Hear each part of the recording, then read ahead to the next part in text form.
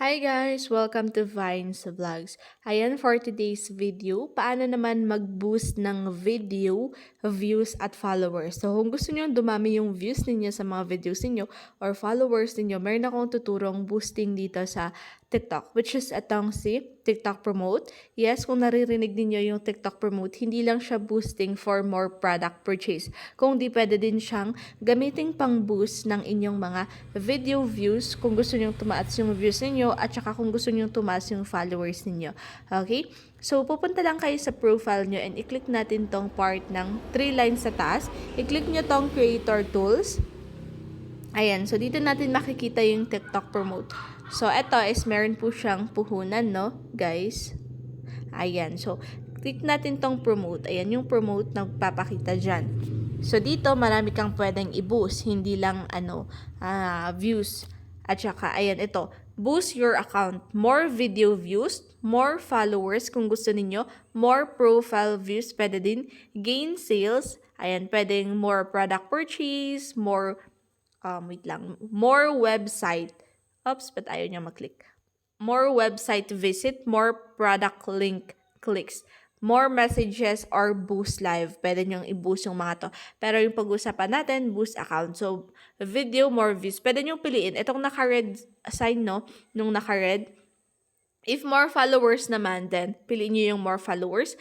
More profile views, then pwede rin. Pero kung gusto nyo magparami dito ng followers, i-click nyo lang yung gitna, more followers, and then punta tayo sa choose content. Alin dyan yung gusto mong padamihin yung views niya. Ito, followers mo. So, itong video, kunwari itong video, okay na yan for you. Pwedeng mamili ka. Click mo lang tong may arrow, all promotable videos. Pwede kang mamili dito, okay? So, kunwari, ito na lang. Promote natin yung nasa second. Ayan. So, ito yung gusto natin. Tapos, define your audience. So, kung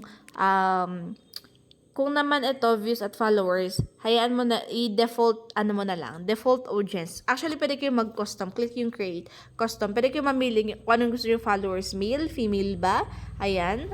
But anyway, pag followers yan, si TikTok na yung mag-decide for you. Okay? So, ito na. Dito na tayo sa budget and duration. Yes, meron po siyang puhunan, no? Kung gusto niyo mag-boost.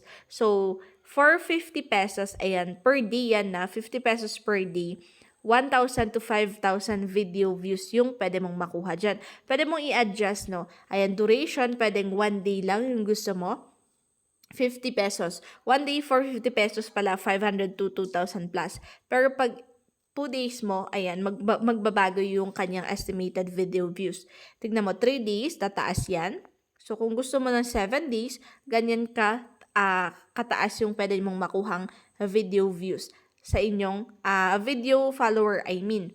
Pero hindi ganit, ito yung views lang, no? Pero yung follower, hindi natin alam kung magkano, kung ilan yung mabibigay ni TikTok na follower mo. Okay? Like for example, or kung di naman, ayan, kung gusto mo ng 25 per day, pwede din naman. Ayan.